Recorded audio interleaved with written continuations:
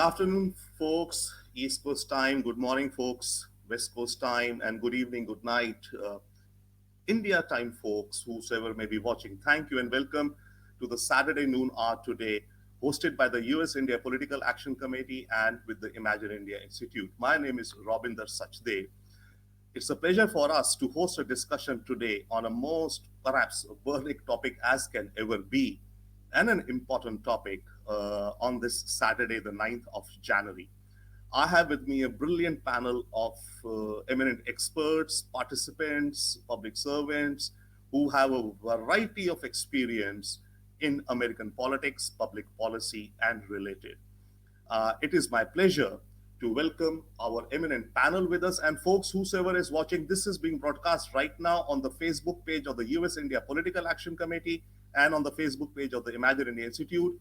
Audiences who are watching the show right now or as we go along, please feel free to put in your comments and we'll more than welcome. And I'm sure our distinguished panel would be more than happy to hear your views and give their reflection or views on what you are commenting on. So please do bring in your questions and comments, and we would love to have your thoughts with us. Now, that said, let me bring on to the studio with us our colleagues.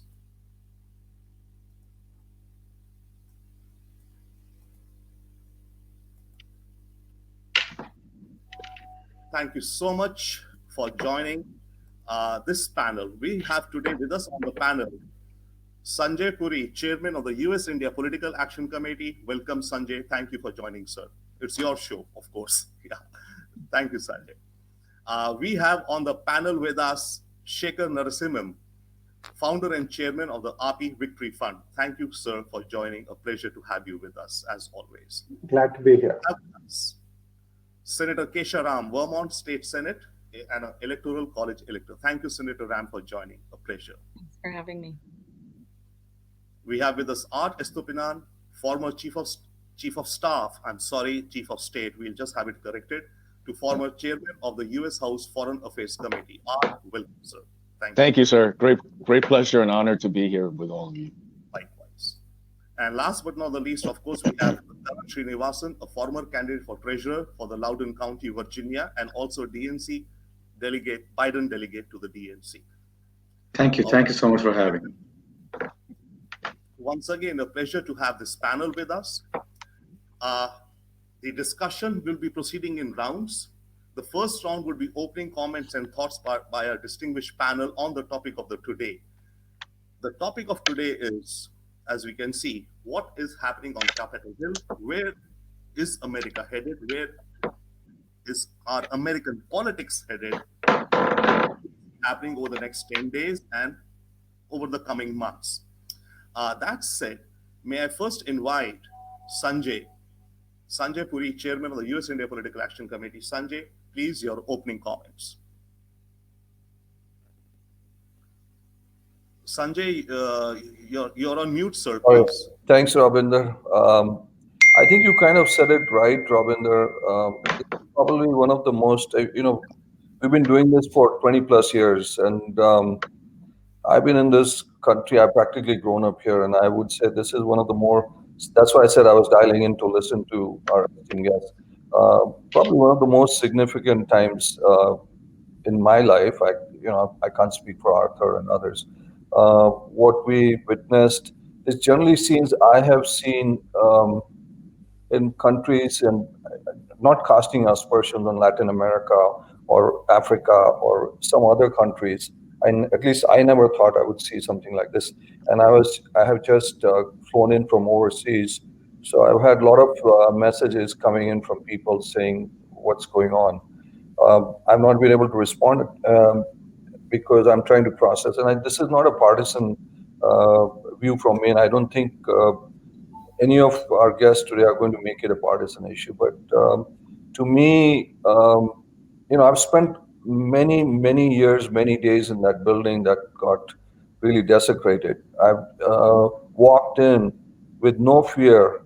I've attended at least 5 State of the Unions, which is one of the best expressions of democracy.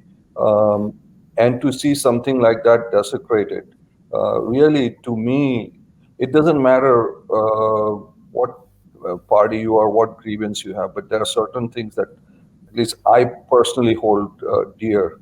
And the reason a lot of us are here is because of democracy, rule of law, transition to power, peaceful transition to power. And we saw all of that get destroyed in one day. So anyway, I'll leave it at that. You have much more esteemed guests that will probably address that. Thanks, Robin. Thank you so much, Sanjay. I think you've encapsulated. I think each one of the opening remarks from each of the distinguished panelists would kind of capture, maybe from their different prism, but effectively the story and the narrative would come out with some very commonalities which you have articulated. Thank you so much, Sanjay. May I now invite Shekar Narasimhan, founder and chairman of the RP Victory Fund. Sir, for your opening thoughts and comments, please. So I want to step back a little bit because we had an election on November 3rd. It was clearly a very hotly contested election. We had a result effectively declared about November 8th. In the traditional American democracy, over the last, we are right now moving to president number 46, as you know. 45 times before that election result is effectively known, declared by the major networks. There's sometimes a contest like there was in the Gore v. Bush era. Then there's an acceptance of it. There's a transition that gets put in place. We move on as a country. That didn't happen here. So we have something that's only actually happened twice in our entire 242-year history, which is there was not an acceptance of the result, notwithstanding whatever else happened. There was a lot of things that enabled this to drag out, and then reach the conclusion, which, of course, in hindsight, you could always say I could have predicted this, and I don't think we could have predicted this, because it is so aberrational and it could never be normalized. But we had two other things happen alongside the non-acceptance of the election result of the verdict of the people, which was one, we had these extraordinary runoffs in Georgia, 2 Senate races, the determination of which hinges the future of the United States Senate. That's pretty big deal. Big deal enough that in less than 60 days, $500 million was spent in one state to address that election, and everyone's movement. A lot of people, woke up on November 4th and asked me, "Can we get some rest?" And the answer was, "I'm sorry, but in 2 months there's this critical election in Georgia, so no, we're not going to rest. We're going to get on the phones and we're going to start working again." And I want to point out that these are all circumstances that I think has fueled what has happened.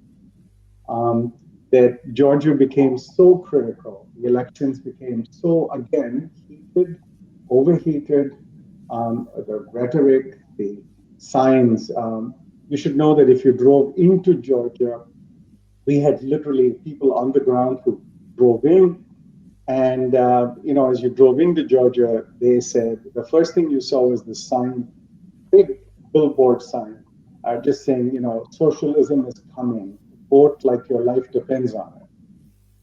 That was one side. And then the other side saying that if we don't win, they will do nothing but obstruct us and life as we knew it. So when you make the stakes so high that the sky is going to fall every time there is an election in America, or frankly in any country, you have inflamed passion. So what happened on Wednesday, on January 6th, 2021, a day that will, unfortunately, because there are millions of images of this flashed across the screens, won't be easy to forget. But at 2:01 a.m., first of all, the major networks called the senatorial election in Georgia for Reverend Ralph Warnock. First Black who has ever been elected to the United States Senate from Georgia in 242 years. And then roughly at 4 o'clock, it became fairly clear that John Ossoff would win in Georgia. And he's going to be sworn in, I believe, in the next 48 hours. First Jewish person ever elected from the state of Georgia. And there was a movement with people who were protesting the election and the potential certification of the election by the United States Congress going on at the same time. So we had a number of people saying, what could possibly overwhelm this day than the first Black senator from the state of Georgia? And of course, we overwhelmed it. And then we had all these passions inflamed. But we have not had a sitting president incite a mob like this one, quite frankly. And that is not a partisan statement. I'm sorry, I can give you 6 Republican senators who said that. It has not happened before.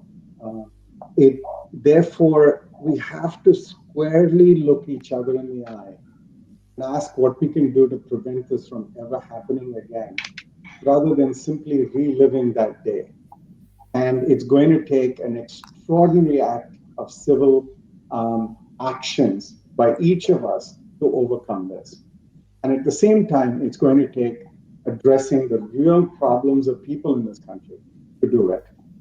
So perhaps more on that. But yes, at this point, I'm being very sober, but I'm not willing to, at this point, forgive or to forget that there are people at fault and they should be held to account. Thank you so much, Shekar. I think your concluding statement is very, very profound also, and in fact, analysis. But yes, it also struck me, the amount of advertising dollars, apparently over $580 million for the Georgia Senate races, which was spent. And the other thing I think which you highlight very well is that, unfortunately, but then this is a mirror image in both the left and right. The right was saying that exactly communism is coming, your taxes are going to go up with Biden. And the other side was saying anarchy is coming or authoritarianism is coming, etc., etc. So that, both the mirror images is the challenge always. But yes, the society has to work towards healing. Thank you so much. May I now invite Senator Kesha Ram, Vermont State Senate, and also an Electoral College elector, for your views and opening comments, please. Thank you. So I would definitely agree with the first 2 speakers. So what I'm about to say is a little bit of a redirect, a 5-degree turn, but not in disagreement, just to try and add some context as well from history. As folks may or may not know, I'm the first woman of color to serve in the state Senate in Vermont, first woman of color to be an elector in the state of Vermont. So that should also tell us something, that often even a peaceful transfer of power in this country has been on the backs of people who have still been stripped of or deprived of other freedoms and liberties that others have enjoyed in the United States of America. So it's one thing to say that we're horrified, which we are, by the hostility and the violence that we saw on Wednesday, and in some ways the impunity in which many acted, the entitlement in which they stormed the Capitol, took over the Speaker's office, etc. Should be condemned roundly, and the president should be condemned. I know someone's been asking if we should invoke the 25th Amendment, and I would agree that we should. That would be up to the cabinet, and there's a kind of mass exodus there. It doesn't seem like that's going to happen, so we'll at least probably see an impeachment from the majority in the House, the Democratic majority in the House. At the same time, I think it's really important to look back in history at other moments where our democracy has been pushed to the brink and why that's happened. And I think the 2 moments that are most relevant to bring up now are the Reconstruction of 1869 and the lead up to and aftermath of the assassination of President John F. Kennedy. And what you saw in both of those instances was a real moment where tension was around who's first in line in this country, who enjoys the spoils and benefits of the bounty of the United States of America, and do they feel like something is being taken away from them because others have more rights and more access and more of an opportunity to gain resources. What I'm talking about is the racial history of the United States, in case I need to make it more clear. And what we have never done in that history is, before we try to reconstruct, have we tried to redeem? Have we tried to reconcile? Have we tried to really wrestle with the truth of how our country was founded and how we truly create an equal and representative democracy? And so I think what we're doing in the United States is so precious. It's such an important experiment to have a truly multicultural representative democracy. We know that longitudinally in cities and states, the more diverse a place becomes, the less people want to spend their tax dollars on someone they consider an other. And so our great experiment is hitting one of the biggest roadblocks it's ever hit. And it's really up to all of us to remember that it's not just about one man being president or not, although I'm really glad his Twitter account was taken away. It's also about a lot of people in this country who feel entitled to something and may feel like others are not. And we have to continue to reckon with that. That's a culture that we have to change in this country. So we need that redemption and reconciliation before we can once again engage in the process of reconstructing our country and figuring out what our future politics, parties, and policies will look like. Thank you so much, Senator. In fact, I think the subsequent rounds, one of the rounds, the questions is very much about, the concluding part that you said, or quote unquote, in some ways, the healing of America, if not the healing, again, yes, redeeming or, all of that coming together. And the notion, is it a melting pot or a salad bowl? And and America is the beacon on the hill, without doubt, still is, even if, given whatever we've seen in the past few days, still, all nations nobody is perfect. They have imperfections, right? But still the pursuit towards perfection of democracy and diversity that America has, no other nation has, and its institutions. So that's what I think within America and also from a global perspective is extremely, extremely valuable. Thank you so much for your thoughts. Absolutely. May I now invite Art Estopinan, a former chief of staff. We have it right now, sir. Thank you for our backup team for that correction. Sorry. Former chief of staff to the former chairman of the U.S. House Foreign Affairs Committee. Art, sir, your opening thoughts and comments on this question Thank of the day you. Developing. Yes. Thank you so much. What a great and timely panel discussion. Because the reality is that violence is never accepted. But the American people, at least 75 million and maybe more, are very upset. They're very mad because they feel that this election was stolen from them, that there was electoral fraud, there was electoral irregularities, and we see it in Georgia on TV when the closed circuit cameras were capturing after the two Democratic operatives cleared the room of the Republican observers, and then they took a luggage full of ballots under a table, and then they started to process it. It's on TV. Everyone sees it. So the American people are very upset that they feel that this election was not fair. There were dead people voting.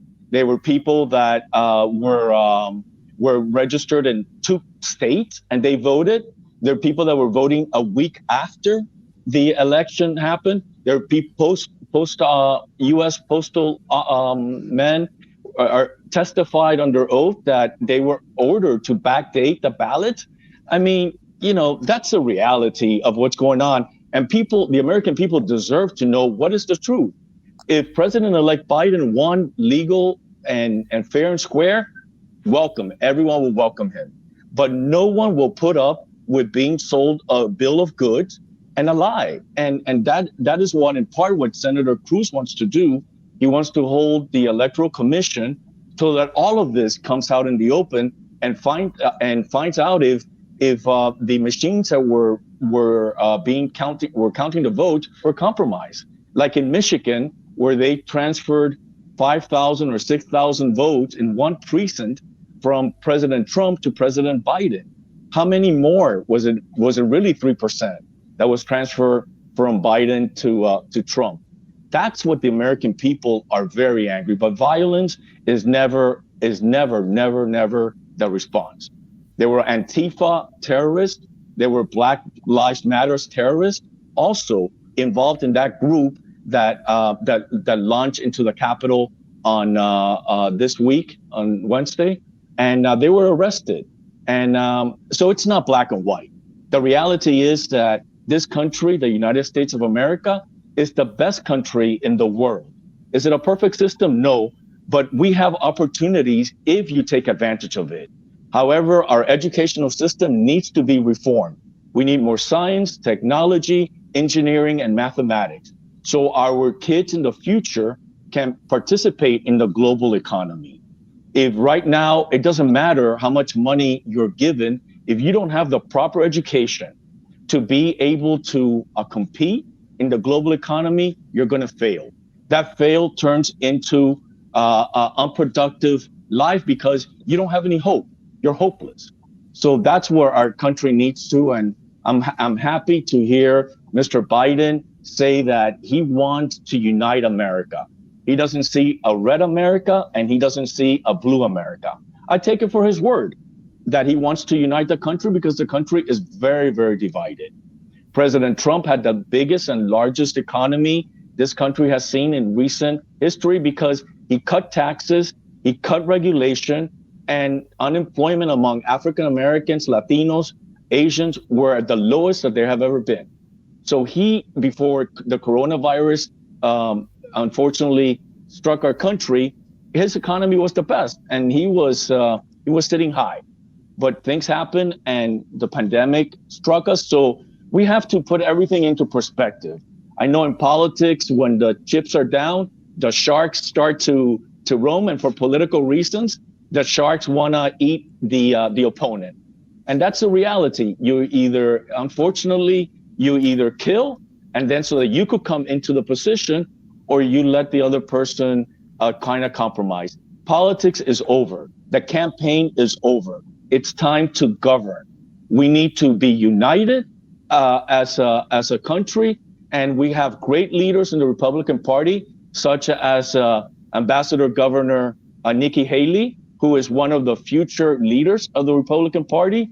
And I believe that she is really going to help shape the future of our country and of our party. Marco Rubio is another one, Ted Cruz and others. So we need to unite and work as Americans, because this is the best country. If you have the proper education, you have an opportunity to succeed. All of us are not, we come from immigrant parents. I'm Cuban American. My parents were refugees. And I had a great opportunity. I've been to the White House numerous times, met with all of the previous presidents, and I'm just a little Cuban boy from Little Havana in Miami, Florida. So like me, there are many other people that have taken opportunities because we have worked hard and we have studied. And that's what this country is about. And socialism is not the solution. Communism is not the solution. We have examples of those failed political systems all over the world. And with all due respect to Bernie Sanders and Ocasio-Cortez, who wants to have a socialist country in the United States, that will never happen. I agree with President Trump. We don't need socialism. We need a better educational system. And those who want to work will get ahead. Like, that's what the United States of America represents. And we don't have a perfect system, but I believe that we have the best system of government in the world. Thank you. Thank you so much, Art, and absolutely welcome and wonderful. I mean, that's the conversation, which has to cross-pollinate and for a way ahead. Without getting into the political aspects, I'll just highlight one aspect which you said. Before I do that, let me acknowledge, yes, we've had some viewers who've been giving in comments. We had Steve Rao commenting, to which I think Senator Kesha Ram mentioned. Steve was asking, great seeing everyone. Do you think we should have the 25th Amendment be invoked? Steve, thank you, Steve, so much for your question. Guys, please keep your questions coming, waving by, checking by. Steve, we will be taking this question in the next round, actually, about the impeachment and Section 25 discussion, etc. Thank you so much. We also have a comment from a viewer, Surina Chauhan. She's asking, what happened to the Republicans' wins in every disputed state? I'm sorry, Surina, I did not quite fully understand your question, but I've read it out to our guests, so maybe they can interpret it in their own way, and in their answers they will try to reflect something on your question. Folks, please keep your questions coming, because that adds some variety to what we are doing. We don't want to be scripted. We are not scripted. It's a conversation. It's a discussion of all views towards a better tomorrow for all of us. Now that said, Art, I just wanted to make a quick comment on your this thing. Apart from the politics, about the electoral system, yes, it does seem that the electoral system or the electoral machinery in the United States, there have been some questions, and those questions must definitely be improved and sorted out as to. But of course, the challenge, as we all understand, the US is a federal system, so each state has its own rules, each county has its own rules, right? So probably there is something there that over the coming months and years, some of these processes should be again a due diligence done, that okay, fine, whatever it be, each county may have its own different procedure, but then they are all firewalled so that such questions and doubts do not come up later. Thank you so much, Art. May I now invite Kannan Srinivasan, a former candidate for treasurer of Loudoun County in Virginia and also a DNC Biden delegate. Kannan, sir, your views Thank on you. this one now. Thank you again for having me. Like every other panel member that said, the events of Wednesday is extremely sober. It was a very sad day. I just could not believe what I saw because I was up late night, watching the Georgia elections and was of course very excited. But the turn of events on Wednesday was extremely sad. It was clearly a break of law and order, and it was an attack on the Congress. And my point on that is there needs to be a full-scale, complete investigation of what happened, because this could not have happened without a lot of pre-plan. There were a lot of T-shirts made. I know as a local party activist how long it takes to prepare T-shirts. This was pre-planned. This was out in public. So there was a clear breakdown of law and order. And I'm hoping that there will be a complete accountability, a full accountability of who paid for all these folks. Where did they stay? Who were the groups who were behind all this? Because bringing these folks to accountability is extremely important for our democracy. This is how a democratic society can lower the bar if these folks are not brought to account, full account. That's number one. Number two, I had a similar thought to make, and I think the viewer's question is also related to that. I forgot the person's name, but that was the second question. To the question about Georgia, to the question about election, there is a lot of strength in the decentralized model that our country has. I'm very active in local politics. I know the electoral board members, both Republicans and Democrats in my county. They take extraordinary pride in counting every single vote. I ran for election in 2019. I know the process. I met all the electoral officials here in Loudoun. Whether they're Republican or Democrat, they are public servants and they're volunteers, and they take a lot of care. So when we talk about Georgia, when we talk about any potential issues, there are two things. Number one, these are decentralized model where you have got local citizens doing their honorable work. There is checks and balances there. Number two, our court system. This has been tested this is the oldest democracy. This has been going on for hundreds of years. Any political party, any candidate, any group can bring facts to the legal system. And we have gone through how many reviews in the last 60 days post-election? Tons of reviews. And on top of it, the Georgia administration is governed by Republicans. I think that's what the second viewer's question was, is that when we see the other side complaining about, there could be widespread fraud, there could be widespread issues. Well, a lot of Republicans actually had a decent year this election. Yes, Biden won, but Republicans won many seats too. The same election, same ballot. So I think that needs to be messaged and talked about and remembered, is that this was not an election where Democrats swept every race, every ballot in the country.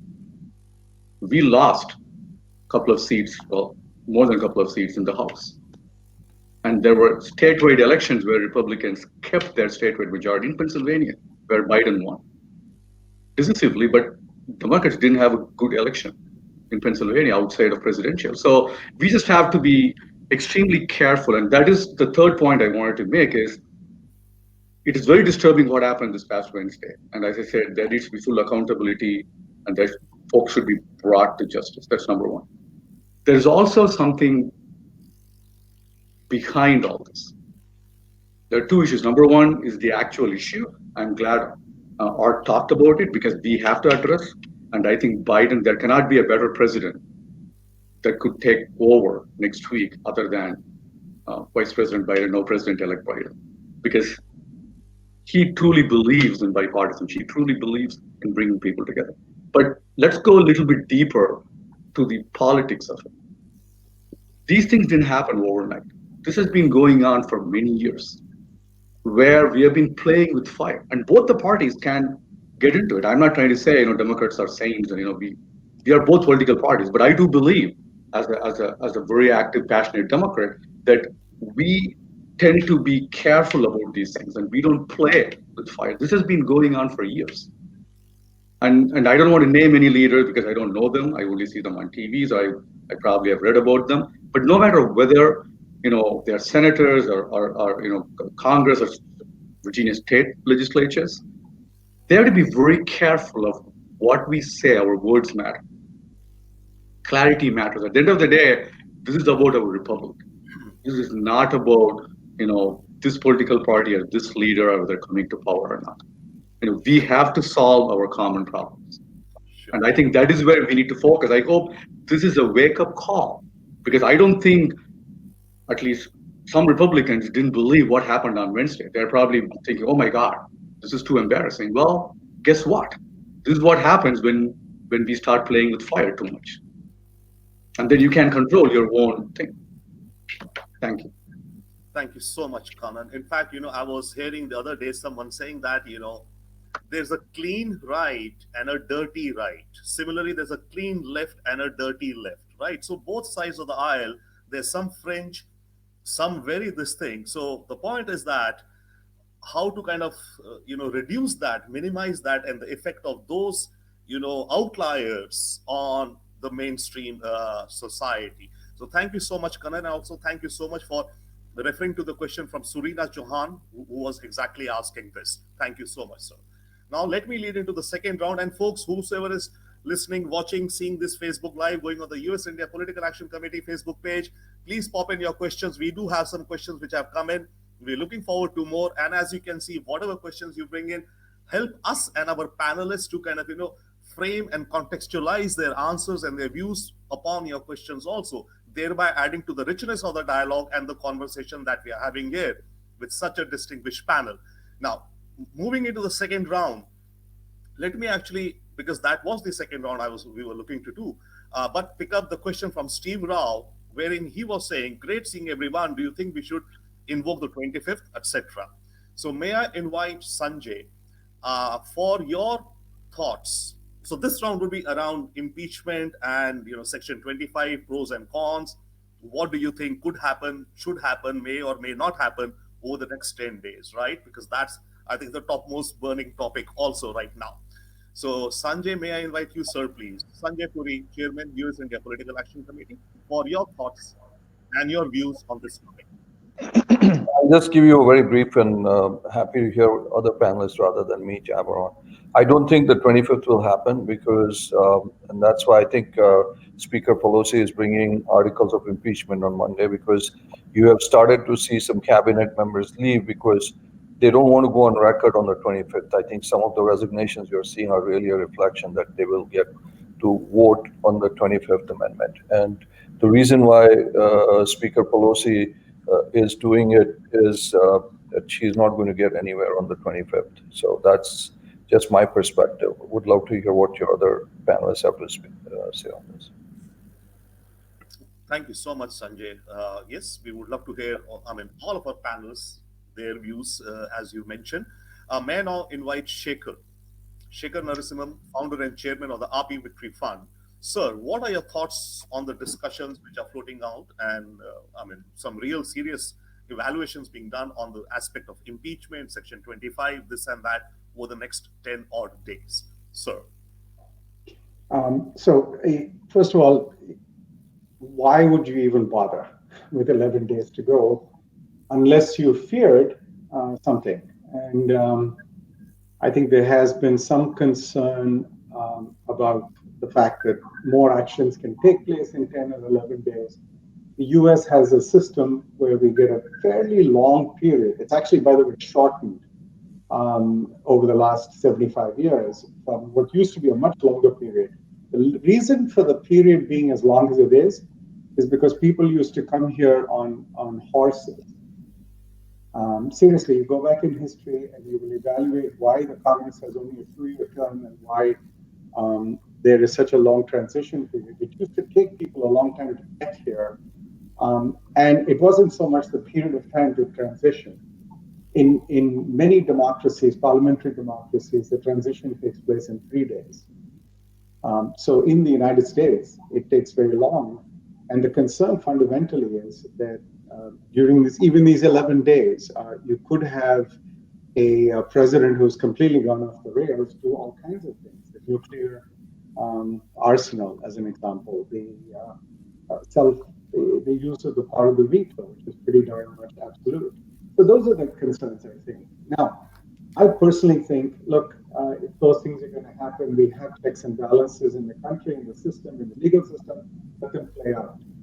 So the only other thing, and again, this can be argued as partisan or non-partisan. The question is, should people be held to account? Is anyone above the rule of law? If I go and make a speech in front of 10,000 very angry people, and I have been telling them for 3.5 months that even before, by the way, the election came about, that the election is going to be rigged, and somehow their livelihoods, their lives are going to be stolen. And I go and make a speech in front of them and say, let's march to, the State House, and let's make sure those people hear our displeasure loud and clear. What is my culpability if that goes out of control? And what then ensues is, 5 deaths, death threats made, I've heard, against, by the way, plenty of Republican senators have received death threats. Plenty. I don't know if you've seen the video of what happened with Mitt Romney, Lindsey Graham, others. So this is, again, not just A or B.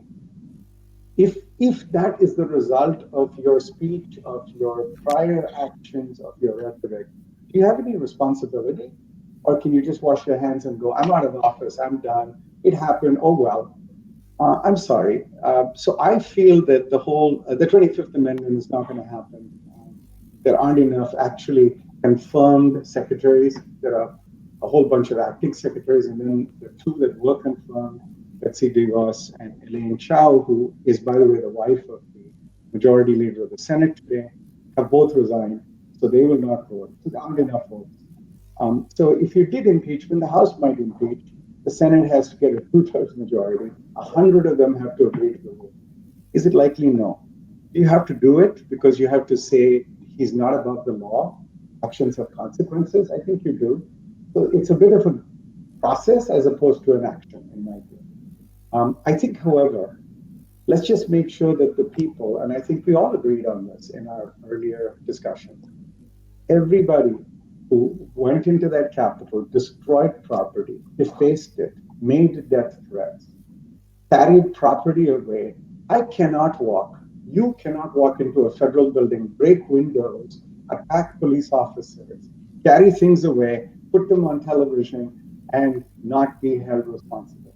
I think every single person who conducted those actions is held responsible and prosecuted to the full extent of the law, because we cannot tolerate this happening again. So I hope I answered the question, but 25th Amendment, great, wonderful. It's never been used in 242 years. Ain't gonna happen. Impeachment, sure. Is there going to be a trial and a conviction? No. But should we do it anyway? Probably yes. But let's get on with the governance of this country. We have a pandemic. We have 4,000 people dying every day. By the way, in Virginia, there's 1 person dying every single hour. In America, there's one person dying every 10 minutes. This is more than World War I, World War II, Korean War, Vietnam War, and Afghanistan and Iraq put together. This is ridiculous. Let's go address this, okay? Let's address the fact that 1 out of 4 small businesses have gone out of business. Let's address the fact that there are 10 million people unemployed who probably will not go back to work. Let's go address the real problems of this nation. And I don't give a damn whether you're a Republican or a Democrat. If that's not what you're about, get out of office, resign, leave, exit immediately. If I may, the reality is, as I mentioned in the beginning, that this is going to be, unfortunately, if the American people feel that their right to voice their opinion in the ballots are no longer valid, that their votes don't count, then the only thing that they have is violence, which is unacceptable. But unfortunately, I believe if we don't address the questions of the computer systems that were used that supposedly transfer the vote from Trump to Biden and other irregularities, if we don't address those in an open forum, we will see this violence over and over again. It's the beginning of a new revolution and perhaps a civil war in this country, which is very unfortunate. But that's the reality. And unfortunately, many Democrats don't want to see that reality.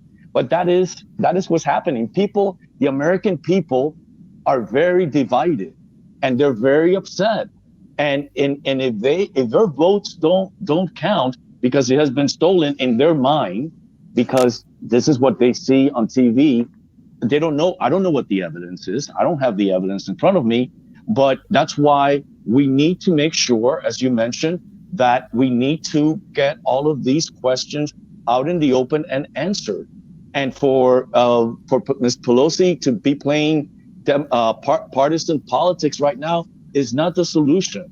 We need to put this issue at the table. We need to investigate who were these people, like it was mentioned. Who were these people that entered the Capitol, that did all this, that violated all these laws and criminal acts? They need to be prosecuted, put away to make sure that doesn't happen. But the deeper question is, what went wrong? Why are the American people so angry, so upset that many believe that their votes were thrown away? That's what we need to concentrate on. Thank you so much, Art. Absolutely. In fact, I mean, of course, one is the incidents of the past few days. A commission and inquiry would be there, is already there, in fact, happening. And harking back to our earlier point, which I was saying that, the electoral system, the machineries, the processes, maybe, yes, there will be, I would definitely think, a deeper look, but it'll be a long-term look. It'll take time so that the systems are, certified, or, folks are happy, so that the next time around, such questions as have come up this time should not arise. Thank you so much, Art, for your intervention. May I please now invite Senator Kesha Ram for her thoughts on the question of Section 25 and the impeachment, please. Well, first of all, I would say the only thing that Art and I probably agree on is that the people who perpetrated the insurrection should be prosecuted and held accountable and responsible. And that starts with Donald Trump and Senator Ted Cruz. We have seen a deep and painful campaign of misinformation, probably should include Parler, Fox News, and a number of other media sources who are acting incredibly irresponsibly with Americans who do feel disenfranchised and who do feel left behind and who do feel like nobody's listening. But to ever say from the president's mouth that you should come take over the Capitol, I will stand with you. And then, frankly, he disappeared, which hopefully was for the best. That a president would say that is the answer. That is incredibly irresponsible, seditious, and traitorous to this country. So I wanted to start by saying that in no uncertain terms. I was an elector in my state, right? I was one of 3 electors, and in fact, Vermont's delegate votes in the wee hours of the night at 3:30 in the morning in the Capitol were 269, 270, and 271. So one might say our brave little state gave the Biden-Harris team the last 3 delegate votes that they needed to secure the White House, and I'm very proud of that. And in our election in Vermont, we had the highest vote count for Biden and Harris in the country. It was about 69%.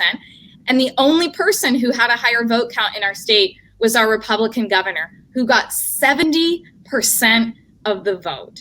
So we are what most people consider as socialist as you get, sending Bernie Sanders to Washington. We have an overwhelming blue majority in the legislature, but our Republican governor won with 70% of the vote. He led the charge on asking Donald Trump to resign or asking other Republicans to remove him. Our Republican minority leader in the Senate advanced the resolution in our body that was 29-1 to ask Donald Trump to leave. So we really truly believe in our state that if ever the rest of the country needs part of our store of liberty and democracy, that we're here to help you replenish it. Absolutely. And the last thing I want to say that maybe perhaps we can all agree on as well comes for me from a lesson that I get every few years. That's a really valuable lesson from people being reminded via social media in parts of Punjab that my great-great-grandfather is Sir Ganga Ram, who Punjabis know to be a great hero of that region. He was the chief engineer in the area of Lahore around the turn of the century and built roads, bridges, hospitals, irrigation systems, colleges for women, schools for girls, and so on.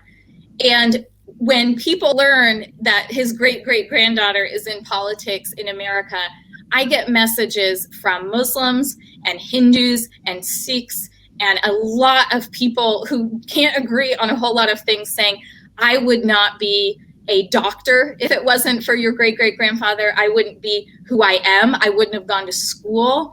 And it reminds me that we are bigger than our politics. We are bigger than our ethnicities and our religions. That is the great experiment of our nation, is that we can rise above that and we can do better. And what scares me as a young person in this country right now is the idea that more people don't want to see their son or daughter marry someone of a different party, that we're starting a holy war, and that people who feel disenfranchised choose to blame other Americans for their problems instead of look at ways that they can improve themselves.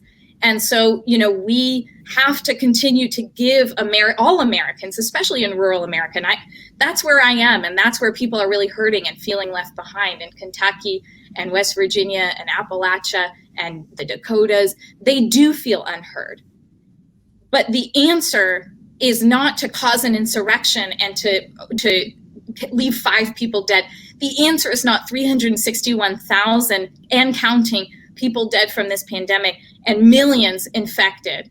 And, I was in government. I was in the House when we had not only the Great Recession, but the Great Scare and the loss of life in the H1N1 virus.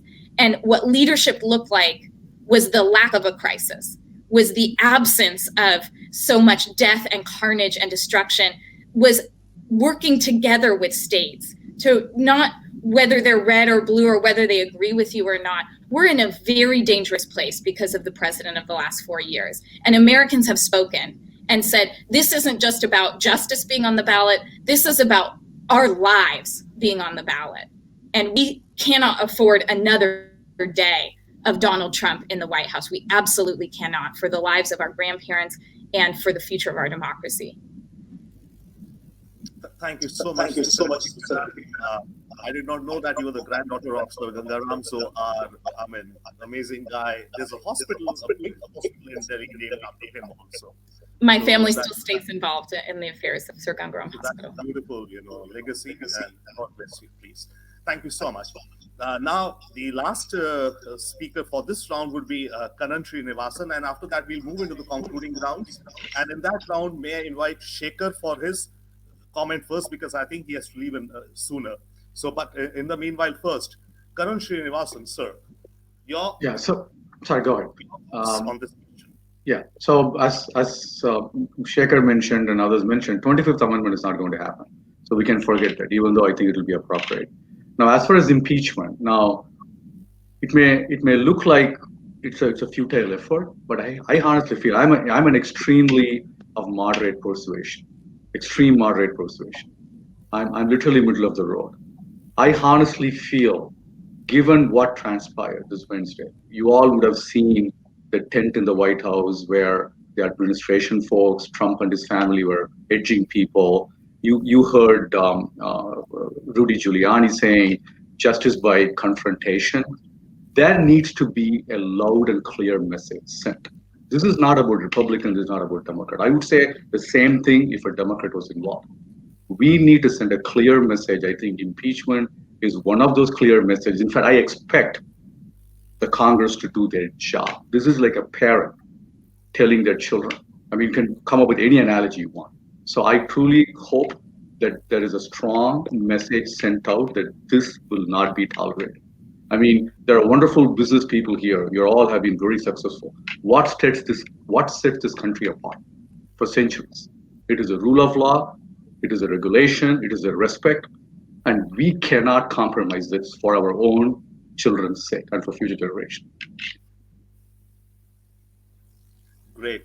Thank you so much, Kannan, for your, perspective as middle of the road. And exactly, I mean, unfortunately, societies, we are becoming so divided that I think, actually the beauty of American democracy, of the two-party system, was that the cleavages, the cleavages would work so that it'll be the middle of the road for the public policy. But thank you for your thoughts. Now we move into the last round with your concluding thoughts. And in this last round, actually, I wanted to have your thoughts or suggestions on, quote unquote, let's say the healing of America, some pragmatic thoughts on that. What do we look forward to this? And in this last round, may I take Sanjay's permission, because Sanjay would have been the opening speaker in this round, but Shekar has to be leading. So may I like Shekar for his concluding wrap of thoughts, especially if you could focus a little bit on healing of America with some specifics, if possible, somewhere. Please. Thank you, Rob. Thank you to the panel, to Kesha and Kannan and Art, and of course to Sanjay as well for organizing this. Let me just say, give you some data points. 30 years ago, when I moved to the state of Virginia, roughly 1 out of every 100 persons was foreign born. Virginia was a number 48 on education, roughly in the bottom fourth of all states in terms of good place to do business. It's always been a state that had a streak of a little independence, a little, we were at one point, as I think all of you know, the capital of the Confederacy. And many of the first presidents of the United States came from Virginia. Today, Virginia has 1 out of 6 foreign born. We are within the top 5 in education, the top 5 in innovation, within the top 2 in places to do business.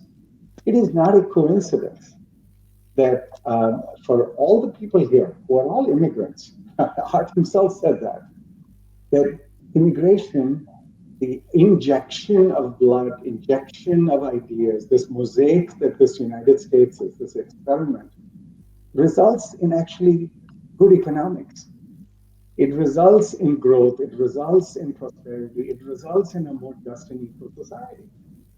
Now, what has failed us, if you accept that as a premise, and I'm not sure that everybody does, by the way. I'm not sure that everybody does. I'm sure there are white supremacists who do not agree with that, as an example. But leaving them out for a moment and assuming that they are a minority, and the data can prove it and the facts can prove it, we have to rebuild that fabric. We have to first rebuild the sense that it is right to have a mosaic, that diversity of voices, disagreement does not mean incivility. Disagreement or the fact that some people believe A and some people believe B doesn't mean we have to come to fisticuffs. So you've got to start with that. But the second is we have to address our underlying economic issues. We have left swaths of America behind as these changes have occurred in economic conditions over the last 30 years. This is 30 years of change. This didn't happen yesterday. Do you know that 90% of venture capital dollars go to 5 states? 70% go in 2 states.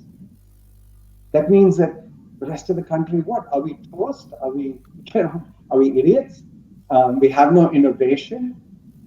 Most of the investment today is going in 4 places on manufacturing. There is a large amount of America that is not being skilled, that has been essentially told, whether you want to call it education, equality of opportunity, otherwise, if you don't move, your children cannot be better off than you. Now, a society which does not offer opportunity to children and grandchildren is not a society that can succeed long term. So my argument fundamentally is give Joe Biden a chance. Give Kamala Harris a chance. If they are to be successful, they need everybody's support. Not just the people who voted for them, not just the people who agree with every single thing. I, by the way, may not agree with every single thing they do either, but give them a chance. Give them the opportunity to help us heal, because it takes leadership from the top to heal. It can also take leadership from the top to divide. But we will have people who want to heal. We just need to give them a chance. Give it 6 months, give it a year. Let's not start with this rhetoric that we did. The last 4 presidents have all come in with a great, deal of aspiration, and everything has been done on a partisan basis. If the first piece of legislation, and not to put this on your side, Art, just got passed, whatever it is, with Republican and Democratic votes, the happiest guy in America would be me. I want to work towards that kind of an America, where we are, again, not doing everything, not pushing the envelope on the edges, not trying to be radical, but we're working for the people that need the help, which is the large swaths of America that have been left behind. And we're doing it in a way that we don't yell at each other, but we're finding common ground. I totally believe this is possible. Totally. Otherwise, I wouldn't be doing what I'm doing. And I wouldn't be on this panel with you if I did not think this was possible. So again, let me just say thank you to all of you for your commitment to service and to dialogue. But let's keep the dialogue going, because that's how we're going to change and bring this country back. If I may respond. Yeah, Art, in a moment, please. Yours will be. He has to leave, so let me just thank him on behalf of the panel, please. And thank you so much, Shekar, for your concluding thoughts. Absolutely, yes. Have a good day, sir. Thank you so much for participating. Thank you. So I agree 100% with what he said. The problem is, unfortunately, that many Republicans will say that the Democrats never gave Donald Trump that opportunity. They first started with the Russia hoax that everyone saw that there was, after spending millions of dollars, that was a hoax. It was not true. There was no Russian collusion. And then when the impeachment on the telephone call with the Ukrainian president, that was it ended in the House because on a partisan basis, there was no collusion for anything other than what the telephone conversation happened. So, but I take that all apart. I mean, take that all aside, because that's what Republicans say. Democrats never gave Donald Trump the opportunity. I am willing, as a Republican, to give Mr. Biden an opportunity, because the campaign is over. We need to govern, and not me, but the people that have been elected, like the senator in Vermont and others. We need to govern. We need laws that will help, as the previous speaker said, young people and others to move ahead in this country with innovation.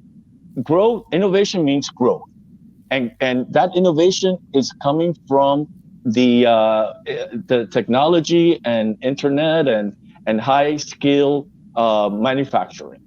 So again, science, technology, engineering, and mathematics, that's what we need. And this administration will have 2 years. Then we have another election in 2022. In most of the midterm elections, the party that is in power in the White House loses the majority in the Congress. So the possibility of the Republicans gaining the majority in the House and in the Senate is very strong. So there we will have divided government again. But the fact of the matter is that many things could happen with divided government, as when President Clinton lost the majority of the House and Newt Gingrich became the majority of Republicans in 1994. I was there, and there were a lot of good reforms that took place during that period. So I just hope, as the previous speaker said, that we're able to govern. As I mentioned, we need new rules. We need plans to help the American people and all those people that have been left behind. They either need opportunities for new re-education in technology and other high-skill jobs, so that they could participate and put food in the mouth of their families. That's all that anyone wants. Whether you're orange or green or whatever, people want a better opportunity for their families. And I'm hoping and praying that we can all come together. And as President-elect Biden said, United America, not red states or blue states, but United States of America. And as a Republican, I could tell you that I will work towards that end, because coming from an immigrant background, I know the opportunities that this country can provide, and all of us from different religions, different creeds, different ethnic backgrounds make the greatness of America, and that's what I will work for. Thank you so much for the opportunity to participate with all of you here and all of our great Indian American leaders who are watching us today throughout the world. So thank you so much, and thank you for your hard work. You're a model example to everyone of what success can be when given an opportunity. Thank you. Thank you so much, Art, for such a wonderful, wrap up and such enriching inputs and thoughts that you shared. Because, as you're saying that innovation, I think all of the panel here would say that innovation is one key thing. Now, innovation, assuming right now this panel was all five were Art Estopinan, there'll be no innovation. You're the same mind. If it were all five Sanjay Puris on this panel, what will we create? Nothing, right? It'll be the same. It's the diversity and the intersection of divergent thoughts which kind of leads to creativity and innovation. So that's the beauty of America, and that's a wonderful thought that you put forth. Thank you so much, Art, for your remarks. Thanks. Thank you, sir. Thank you. Welcome, sir. May I now invite Senator Kesha Ram, Thank you. State Electoral College elector, for your concluding thoughts for this Thank you. Yes. And if I leave early, it's because of that nightmarish scenario that comes up a lot in this digital world where my computer battery is low and I don't have my charger next to me. But I think I can offer my remarks, and if I can't hear others, I apologize. When I started in the House of Representatives in Vermont, I was 22, and it was also the start of the Great Recession, as I mentioned, and no one had the market cornered on good ideas. One of my great mentors at the time was our Republican minority leader, Patty Comline. She has left the legislature, and I don't think she identifies as a Republican in many ways anymore. But she was one of our greatest Republican leaders. And what she said to me that has always stuck with me is that whoever is in the majority, they are there to steer the ship. But the minority is there to point out the wrongs. And if you're actually governing correctly, then you're working together and you're making sure to listen to everybody. And I think, especially in my generation and younger generations to come, social media and the way we communicate with each other doesn't necessarily always allow for that, for us to say, I feel mostly right, but there's always room for improvement, and there's always ways to sort of take a few degrees of a turn and listen to someone else, so we miss the iceberg here. And so, that I think is the great challenge before us. Is many of our recent elections have felt very high stakes, winner takes all. You get several seats on the Supreme Court. You get, all the toys in the sandbox. And that's not the way a democracy was ever meant to work. And if we're actually going to live into this perfect union and become the best democracy we can be, we have to listen to each other. But we also have to remember that in moments of great peril and great turmoil, when we're about to reconstruct, when our parties are about to change, our Republican Party in our state is starting to split between those who side with the outgoing president and the majority who do not. That's normal for parties to change. George Washington once said that political parties were to warm the political process, but if you don't pay attention to those fires, they can burn the whole thing down. And so we have to make sure that our political parties and our institutions are in service to democracy and not the other way around. And I will continue to fight for that in the state Senate and in whatever role I have in government. And I hope everyone will choose their role in civil society and in government to be responsible partakers of one of the most important things that has ever happened in the history of humanity, which is our experiment with democracy. Thank you for having me. Beautifully said, Senator. And yeah, beautifully said. Thank you so much for your thoughts, which you laid out. And it's the beautiful experiment of democracy. And again, yes, dialogue, and sure, there will be outliers. And as you mentioned, the role of the opposition is to maybe point out challenges, maybe issue out warnings. We may or may not agree with everything, but to kind of keep checks and balances of sorts. But yes, whichever party is in power or governing has to keep an even keel going forward and responsibly. Thank you. And everyone to participate, as you say, that, public, a sense of, or a spirit of public service or public consciousness being there, that we are all in it to live and let live together, coexistence and growth. Thank you so much, Senator, for your thoughts. May I now invite Kannan Srinivasan, former candidate for treasurer at the Loudoun County, Virginia, and DNC Biden delegate, for your concluding thoughts, sir, please. Yeah, sure. Thank you, Ravinder. I'm so glad Art mentioned governance. I'm so pleased to hear, all of his points, because governance is what brought me to politics, and that's why I'm passionate about politics. In fact, today I had my little TV show. It's called Coffee with Kannan. And it's about good governance, and I talk about good governance once a month on this little TV show of mine, and it's all about good governance at the end of the day. When we were all meeting in person 4 years ago in Tyson's, I told the vice chair of Trump's campaign that Democrats don't have monopoly on ideas. He couldn't believe it. He said, "You're a Democrat." I said, "Yeah, I just gave you my card," and we kept in touch.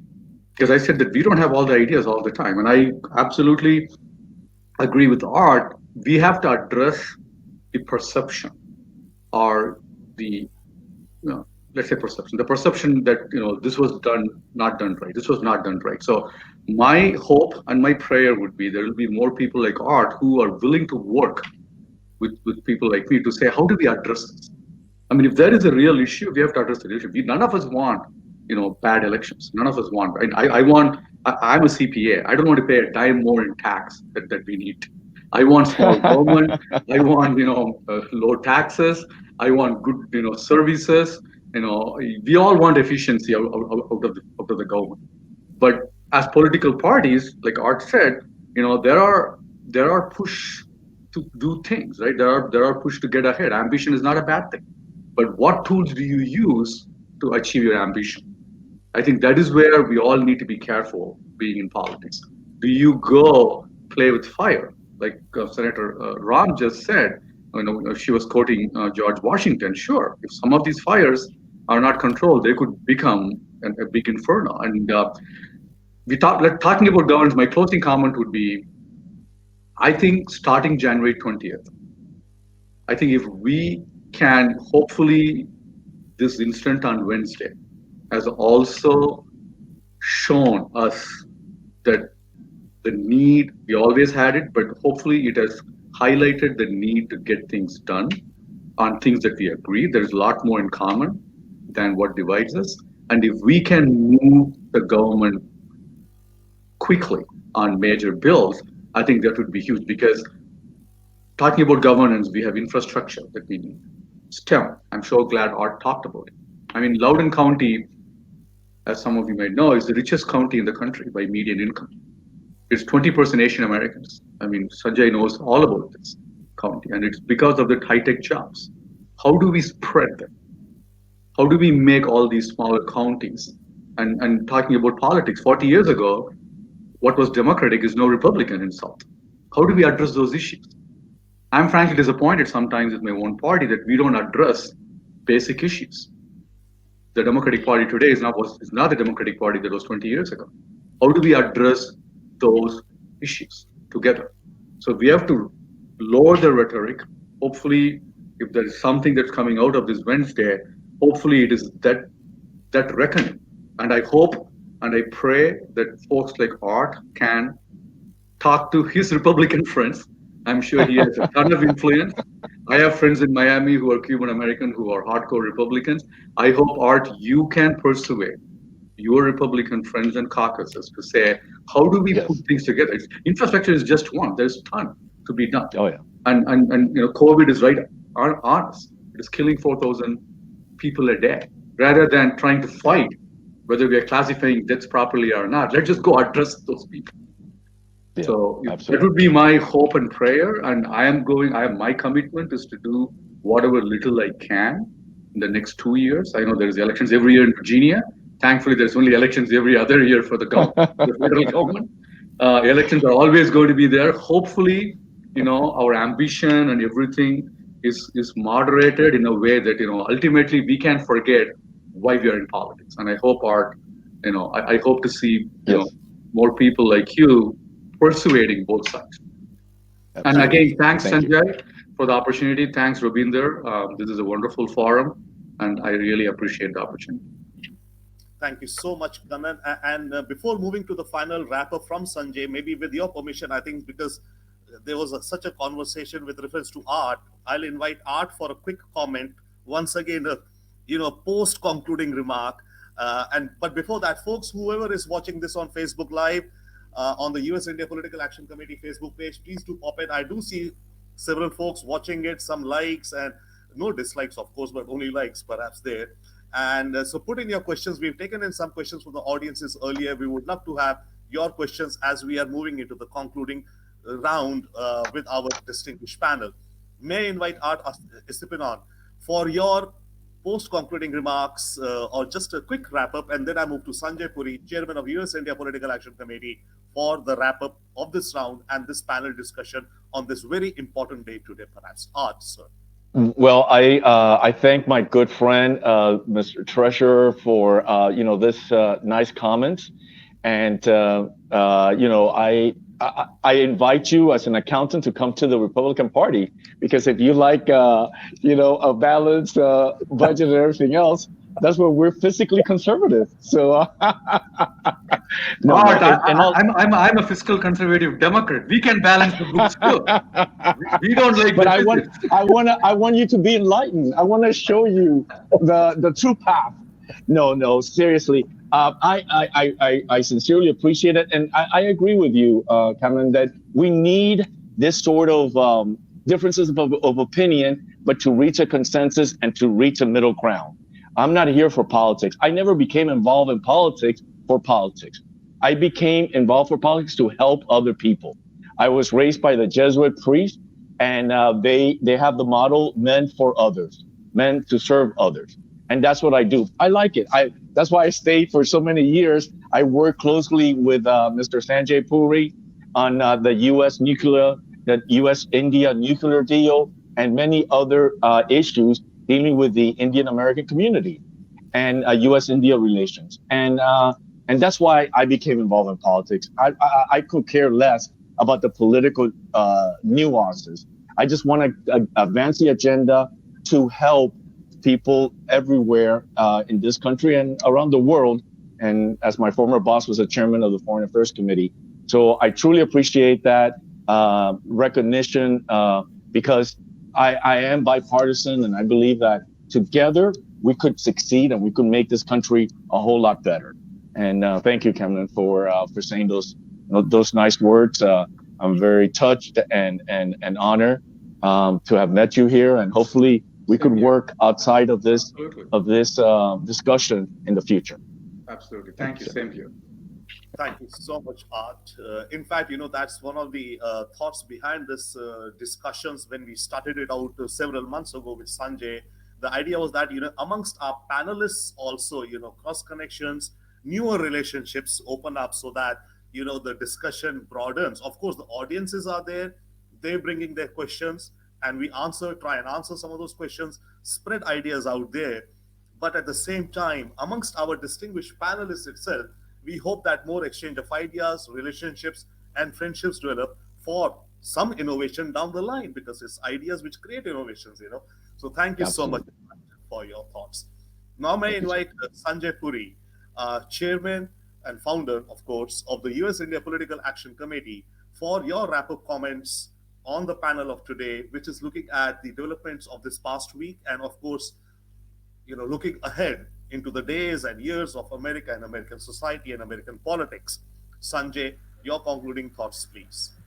I'll be brief. I think your esteemed panel has said some exceptional things. All of them have said basically what we need to do. But I'll just have maybe 3 or 4 points of it. The one is I still am a big believer in American exceptionalism. I'm a still big believer that this is the greatest country in the world, the beacon on the hill, as you said.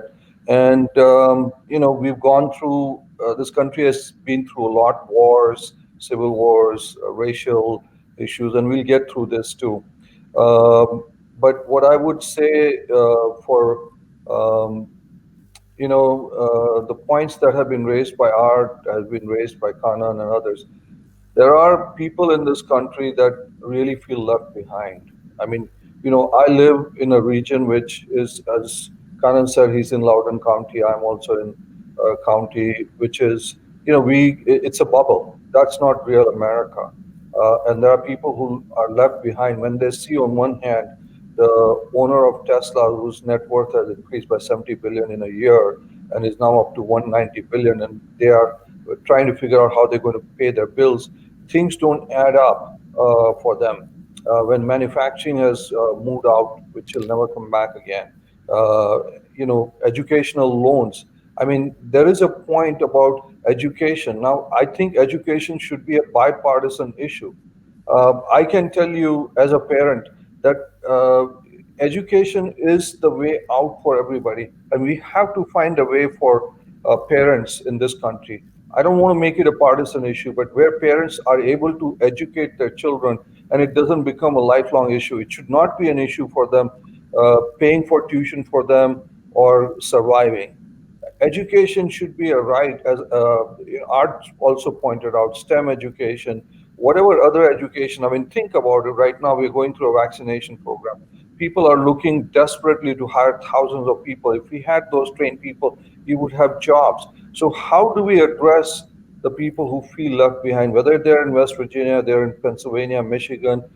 It doesn't matter. It's all America. So those would be the things. And I would strongly urge President-elect Biden to focus on the future. Don't get into trying to, I believe, as Kannan said, that justice should be done. But President-elect Biden has to focus on, we have a huge issue with coronavirus, whether people believe it or not. We have an issue with the economy. We have an issue with racial justice. We have multiple issues, infrastructure, as both have pointed out. Let's focus on the things that really need to be done. And I would urge him to pick things that are not going to be sensitive from a partisan standpoint to begin with, so that we start off an administration at a even note. The tempers are high. Let's bring the tempers down in this country. And that really starts at the leadership. It starts at the top. When you look at the leaders of this country, and I'm not talking about whether they were Republicans or Democrats, whether it was Kennedy, Reagan, Carter, President Bush after 9/11, we need people that are going to inspire us. And this is the moment for President Biden. I think he's really coming into a great moment where the country really needs somebody to kind of heal and recover from him. And I really hope so, and I think he will. He's put a good cabinet together, and I think he'll get support from people like Art and others, and that's what I'm hoping for. Thanks, Ravinder, for having us, and great panel, by the way. And Ravinder, can I just say a quick comment to what Sanjay said? Sanjay, thank you for those comments, and I truly hope and pray that, Sanjay, business people like you also get involved from sharing what you just said. Because as politicians, to Art's point, politicians, I mean, it's all, there's nothing wrong to be ambitious, but it's also all these groups, all these different sectors of the political activism that says you have to do this, you have to do this, and that is where things can go sideways to any party. And I truly hope and pray that people like you give that feedback and say you need to be doing this, this, and this, because at the end of the day, we all agree we want to do good. Then why do we get into sideways this far?